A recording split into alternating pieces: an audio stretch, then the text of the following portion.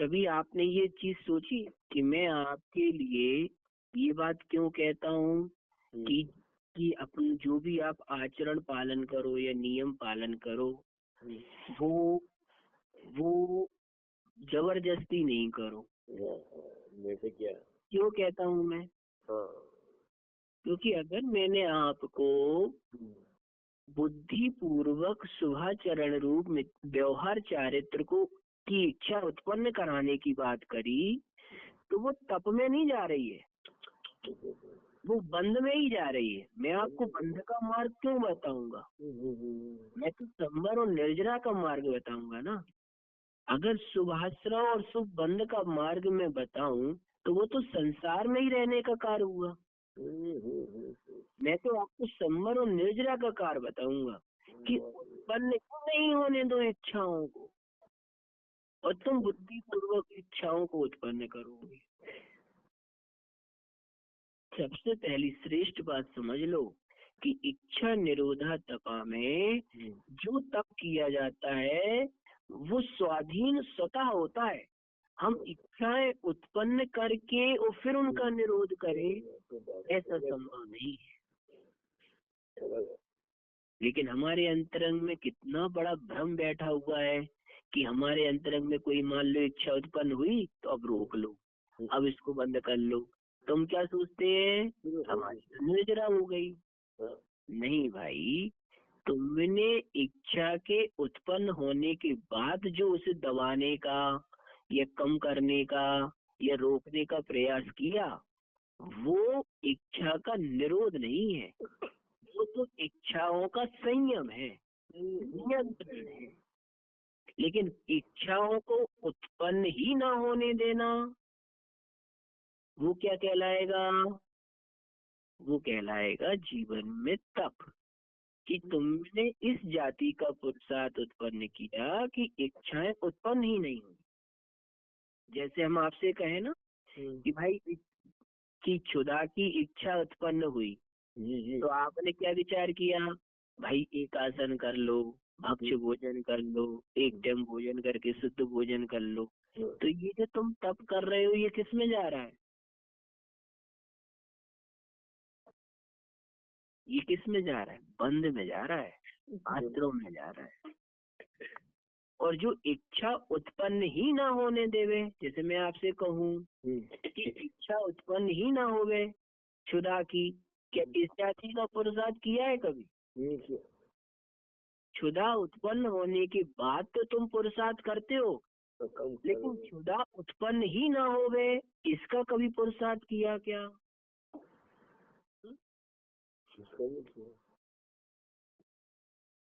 भाई आपके पास विभाव भाव हो रहे हैं, तो उन विभाव भावों को रोकने के लिए तो तुम पुरुषार्थ कर रहे हो, लेकिन विभाव भाव उत्पन्न ही ना होवे, क्या इस जाति का पुरुषार्थ पहले से चला? यदि विभाव भाव उत्पन्न ही ना होवे तब जाके तुम्हारा तप सही कहलाएगा। तभी तो कहेंगे इच्छाओं का निरोध करना। भाई रोग हो गया, फिर जाके तुमने डॉक्टर से औषधि ली, रोग का उपचार किया, इस प्रकार का नियंत्रण किया, तो उसे रोग का निरोध थोड़ी ना कहते हैं, उसे तो रोग का प्रतिकार कहते हैं ना। लेकिन तुमने जो जीवन पर्यंत परहेज से भोजन किया, परहेज से जीवन जिया, रोग को उत्पन्न नहीं होने दिया, वो वास्तविकता से तप कहलाएगा। तो यहाँ पे आचार्य देव ये कहना चाहते हैं कि इच्छाओं के निरोध का तात्पर्य है कि इच्छाओं का उत्पन्न न होने का नाम तप है। हम इच्छा के उत्पन्न होने के बाद उसे निरोध करते हैं, रोकते हैं, और फिर अपने अंतरंग में क्या विचार कर लेते हैं कि हमने तो बहुत तप किया है, हमारी तो बहुत निर्जरा होनी चाहिए। यही रहता है कि नहीं? पर्यूषण पर में व्यक्ति तप करता है ना, वो कहता है मैंने तो बहुत निर्जरा करी, अब बताओ फल मिल ही नहीं रहा उसे निर्जरा का। वो फिर श्रद्धा क्या करती है? श्रद्धा क्या कहती है कि मैंने तो बहुत तप किया भाई, फिर भी मेरी निर्जरा नहीं हो रही। अरे भाई तुमने निर्जरा वाला तप कहाँ किया? नहीं किया, नहीं किया। तुमने तो बंद और सुबंद वाला सुबंद वाला किया ना। तो उसके फल में तो आपके लिए आश्रय और बंधरूप ही साधन मिलेंगे ना। निर्जरा वाला साधन कहाँ मिलेगा? तो यहाँ पर ये जो 12 तपों का प्रकरण बताया है वो किसके आधार पे रखा हुआ है? ये विचार करने की कोशिश करा करो कि भाई हम आज तक जो तप कर रहे हैं वो तप किस लिए है? इच्छाओं के उत्पन्न होने के बाद उसे रोकने के लिए है या इच्छाओं के न उत्पन्न होने के लिए है? ये 12 प्रकार के जो साधन तुमने बताए हैं ना तप में, वो इसलिए नहीं बताए कि आप इच्छा का उत्पन्न करके फिर उसे निरोध करो, बल्कि इस अभिप्राय से बताए हैं कि इनका अवलंबन लेकर इस जाति की इच्छा ही उत्पन्न ना हो, इसलिए इनका उपाय बताया है। लेकिन हमारा जो प्रयोग करने का तरीका है ना, वो प्रयोग करने का तरीका कैसा हो गया कि पहले तो खूब साल भर खाएंगे, अच्छा, और फिर अनशन करेंगे बुद्धि पूर्वक रोकने का। तो ये कहने का तात्पर्य क्या निकल रहा है कि वहां भी इच्छा उत्पन्न कर रहे थे अशुभ की और यहाँ भी शुभ की इच्छा उत्पन्न करके काम कर रहे हो। भाई जिसके लिए क्षुधा संबंधी इच्छा उत्पन्न न करने का पुरुषार्थ हो तो क्या वो जीवन पर्यंत नारकियों जैसे भोजन की चाह रखेगा? विचार करो। जिसके अंतरंग में अब तुम कहो कि नहीं हम तो 10-10 उपवास करते हैं, अनशन स्वभाव को अंगीकार करते हैं, तो 10 दिन तो तुमने बुद्धि पूर्वक अनशन स्वभाव अंगीकार किया, लेकिन ये क्या किया तुमने? मात्र रोक इच्छा के उत्पन्न होने के पश्चात उसे रोकने का कार्य किया। तो यहाँ पे शुभ बंद होगा, मात्र आचरा होगा, निर्जरा नहीं होगी। निर्जरा तो तब होगी जब तुम्हारे श्रद्धा में अनशन स्वभावी उपादेयता हितकारी नजर आएगी, तब होगी निर्जरा का कार्य। ये तो तुमने मात्र अनशन को प्रवृत्ति जनक अंगीकार किया, ये ध्यान में रखिएगा। लेकिन हमारे अंतरंग में तो अनादि से जो भ्रम बैठे हुए हैं धर्मों के प्रति, वही करते चले आ रहे हैं और वही मानते चले आ रहे हैं, और फिर विचार ये करते हैं कि मुझे तो बहुत टाइम हो गया है ऐसा करते करते, फिर भी मेरा जीवन अच्छा नहीं हो रहा।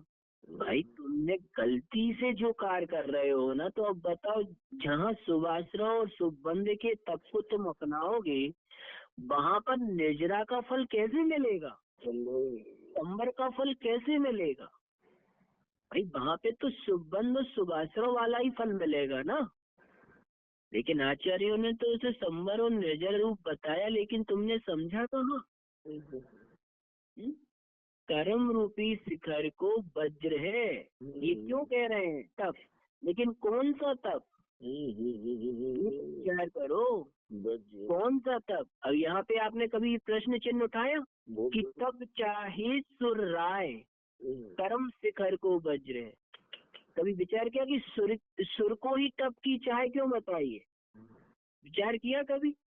ये क्यों नहीं लगा तब चाहे मनुष्य, तब चाहे नारकी, तब चाहे त्रियंच, सूर्य को ही क्यों मुख्यता दी? क्योंकि स्वर्ग में मात्र इच्छा के आधार पर ही कार्य होता है।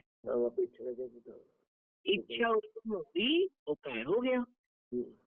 तो वहां पे मुख्यता क्यों कह रहा है कि जहाँ पे इच्छा को उत्पन्न होने के रोकने का पुरुषार्थ ना चल सके, ऐसा वह स्वर्ग लोक होता है। वहां पे मुख्यता क्या है? सिर्फ इच्छा की तो है, और एक मनुष्य पर्याय ऐसी है जो इच्छा के उत्पन्न न होने का पुरुषार्थ कर सकती है। इसीलिए वहां पे वर्णन लिखा कि इंद्र देव स्वर्ग के देव मात्र यही तो सबसे, क्या वो तप करना नहीं चाहते क्या?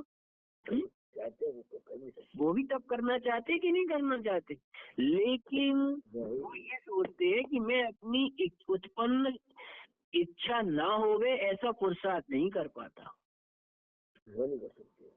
लेकिन वहां पे आपने कभी ये सोचा ही नहीं, बस इच्छा पूरी तब चाहे सुनना है। चुपचाप ऐसी बात। अर्थात इच्छा के उत्पन्न ना होने का विचार करना, उसमें पुरुषार्थ लगाना, तब वास्तविकता से संबर और निर्जरा का कारणभूत है।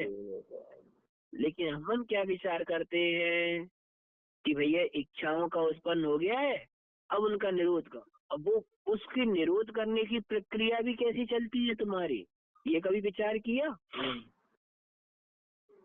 अंतरंग में तो रागादि भाव चलते रहेंगे और बहिरंग में उस निमित्त जनित कार्य को छोड़ दोगे। जी।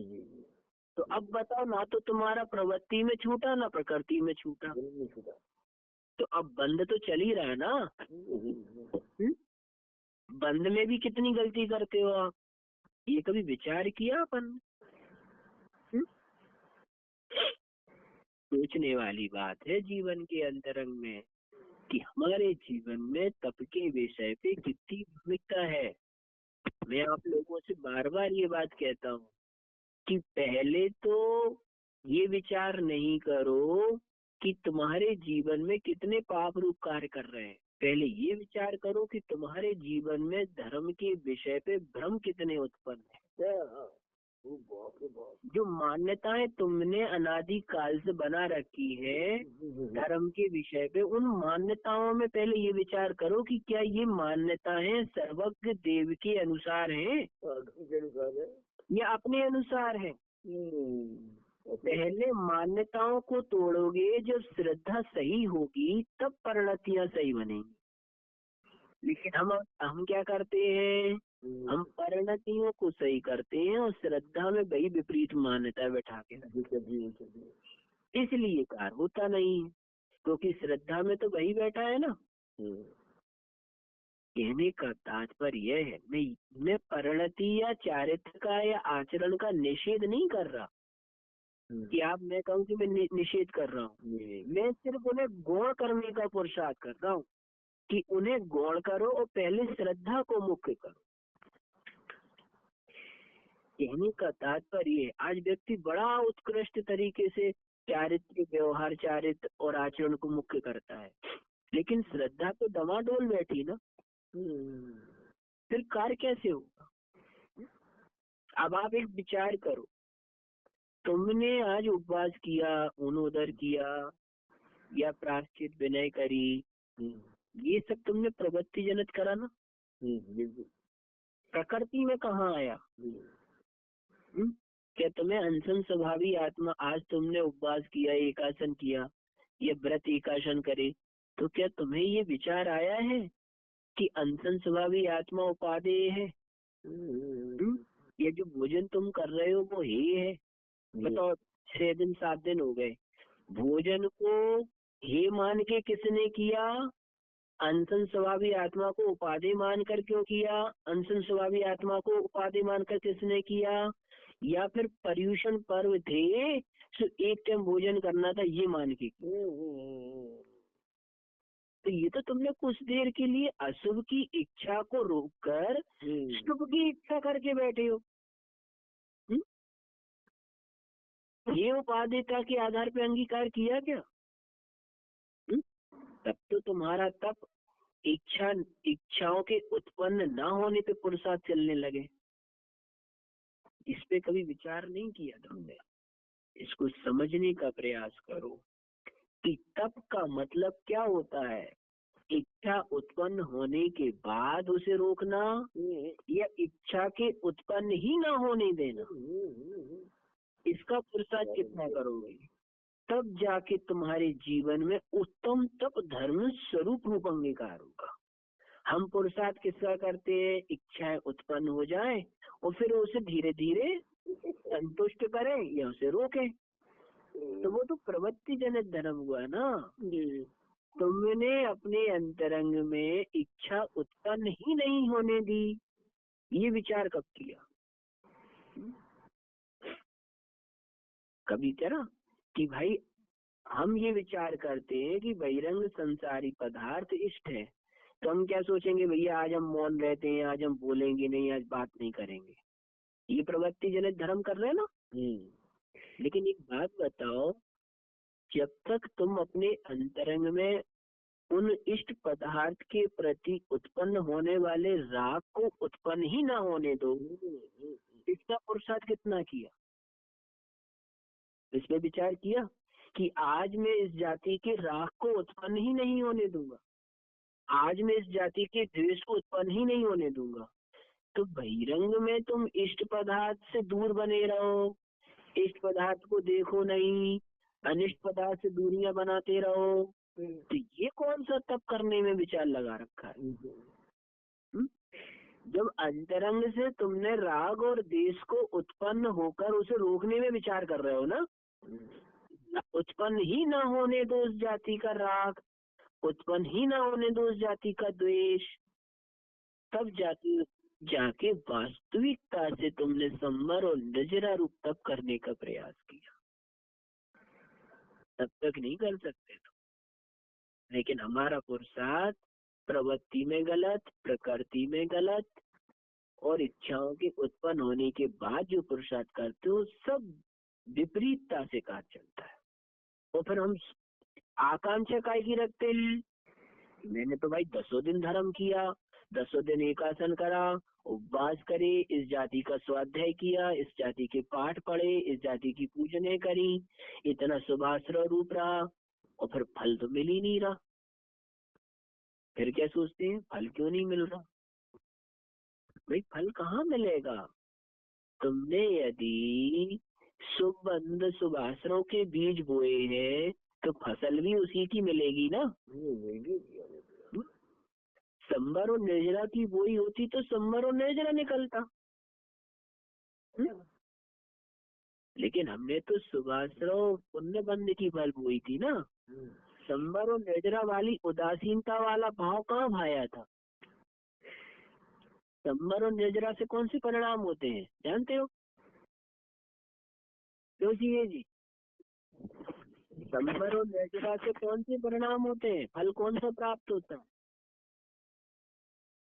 संबर तत्व क्या होता है? शुद्धता का सूचक है ना। तो संबर से कौन से परिणाम होते हैं जब हम संबर रूप धर्म यथार्थ करते हैं? तो उदासीनता वाली उदासीनता। उदासीनता कैसे समझ में आती है? राग द्वेष के परिणाम न होना। तो वो पता कैसे चलते हैं राग द्वेष के परिणाम ना होने के?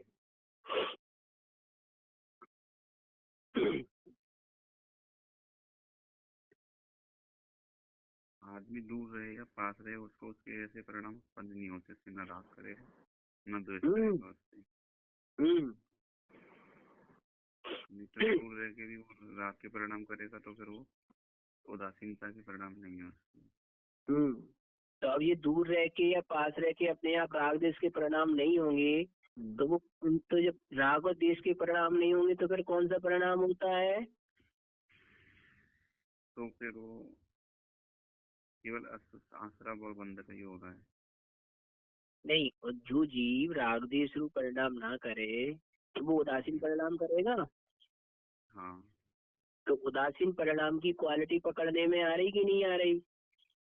बिल्कुल। कि जहाँ पे अब जैसे हम आपको एक छोटा सा एक फॉर एग्जाम्पल देते हैं कि जैसे कोई जीव आपको बहुत से त्याग कराता है, कोई नियम कराता है, कुछ नहीं कराता है, ठीक है। लेकिन जहाँ पे आपको स्वतः ही नियम लेने का परिणाम हो, स्वतः ही आत्मा के कल्याण के लिए परिणाम हो, तो वहाँ पे नियम से उदासीन परिणाम कार्य करता है। लेकिन जहाँ पे तुम्हें उपदेश देकर, फोर्स करके या बार बार प्रोत्साहन करके कोई कार्य कराया जा रहा है, तो वहाँ पे राग और द्वेष की प्रवृत्तियां चल रही हैं। लेकिन जिस कार्य को तुम स्वतः करोगे, अब ऐसा नहीं है कि उदासीन परिणाम अकेला संवर और निर्जरा में ही होता है। उदासीन परिणाम आपके पाप भावों में भी होता है, क्योंकि आचार्य ये कहते हैं ना कि खोटे कार्यों को तो ये जीव स्वतः ही करने लग जाता है, तो वहां भी तो चल रहा है। लेकिन वो पापाश्रय वाला संबंध वाला आदि परिणाम है, राजदेश के बिना वो भी नहीं होगा। लेकिन ये जो उदासीन परिणाम है, ये कहाँ से आएगा? जब अंतरंग में निर्वृत्ति रूप परिणाम चलेंगे, अंतरंग में आत्मा के प्रति उपादेयपना चलेगा, अपनी आत्मा को हितकारी मानकर परिणाम चलेगा, तब जाके जीवन में जो तुम परिणाम कर रहे हो वो वास्तविकता से जीवन के लिए सहायक होंगे। वरना तुम कितना ही तप कर लो, अनशन, ऊनोदर, वृत्ति परिसंख्यान, रस परित्याग, ये जितनी भी तप है ना, ये क्रम क्रम से उत्तरोत्तर वृद्धि करने वाले हैं। ऐसा नहीं समझना कि हल्के फुल्के हैं। जैसे कोई कहता है ना, अनशन के बाद ऊनोदर देखो हल्का फुल्का आ गया। भाई पहले तो सारा भोजन छुड़ाया था, अब चलो थोड़ा भोजन मिल रहा है खाने को। लेकिन ध्यान में रखना, ये तप क्या है ना, एक के बाद एक जो तप आ रहे हैं ना, वो तीव्र विशुद्धि वाले हैं। आचार्य ये कहते हैं, अब कोई कहे कि नहीं ऊनोदर तो पेट से कम भोजन वाले के लिए है, तो ये विशुद्धिदायक कब है जानते हो? जब तुमने बहुत सारा भोजन की भूख होवे और तुमने अल्प भोजन किया होवे, तब जाके ऊनोदर पाल के देखो आप। ये विशुद्धिदायक जो धर्म आते हैं, ये उपाय बताते हैं कि हमें अपनी इच्छाओं को उत्पन्न न होने देने वाला पुरुषार्थ कैसे करना है। लेकिन हम इन सब का प्रयोग इच्छा के उत्पन्न होने पर उसे रोकने के लिए करते हैं, तो ये गलत पुरुषार्थ उत्तम तप धर्म के दिन चलता है। फिर आता है उत्तम त्याग धर्म। इसके विषय पे अपन कल समझेंगे। इतना ही याद रखते हैं। जय ब्रह्म।